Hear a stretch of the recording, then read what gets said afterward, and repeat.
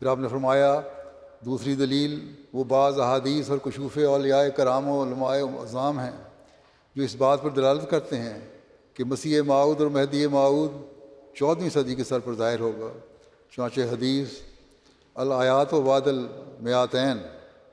المیاتین کی تشریح بہت سے متقدمین اور متاخرین پرانے اور نئے علماء نے یہی کی ہے کہ میاتین کے لفظ سے وہ میاتین مراد ہیں جو الف کے بعد ہیں، یعنی 1000 کے بعد۔ اسی طرح پر معنی اس حدیث کی یہ ہوئے کہ مہدی اور مسیح کی پیدائش جو آیات کبریٰ میں سے ہے 13ویں صدی میں ہوگی اور اس کا ظہور 14ویں صدی میں ہوگا۔ یہی معنی محققین علماء نے کیے ہیں اور انہی قرائن سے انہوں نے حکم کیا ہے، یہی فیصلہ کیا ہے کہ مہدی موعود کا 13ویں صدی میں پیدا ہو جانا ضروری ہے تا 14ویں صدی کے سر پر ظاہر ہو سکے۔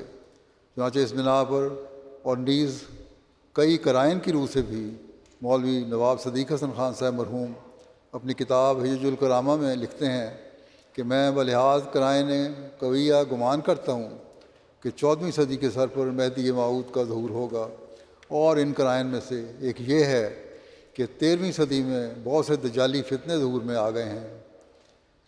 اب دیکھو اس نامی مولوی نے، آپ فرماتے ہیں کہ دیکھو اس نامی مولوی نے جو بہت سی کتابوں کا مؤلف بھی ہے، کیسی صاف گواہی دے دی کہ 14ویں صدی میں ہی مہدی اور مسیح کے ظاہر ہونے کا وقت ہے، اور صرف اسی پر بس نہیں بلکہ اپنی کتاب میں اپنی اولاد کو وصیت بھی کرتا ہے کہ اگر میں مسیح موعود کا زمانہ نہ پاؤں تو تم میری طرف سے حضرت صلی اللہ علیہ وسلم کا السلام علیکم مسیح موعود کو پہنچا دو۔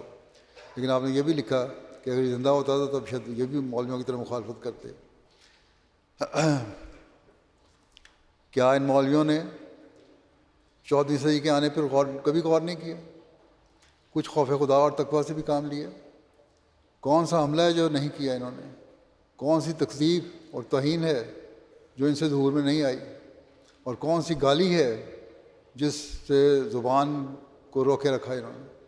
اصل بات یہ ہے کہ جب تک کسی دل کو خدا نہ کھولے کھل نہیں سکتا، اور جب تک وہ قادر کریم خدا اپنے فضل سے بصیرت عنایت نہ کرے تب تک کوئی آنکھ دیکھ نہیں سکتی۔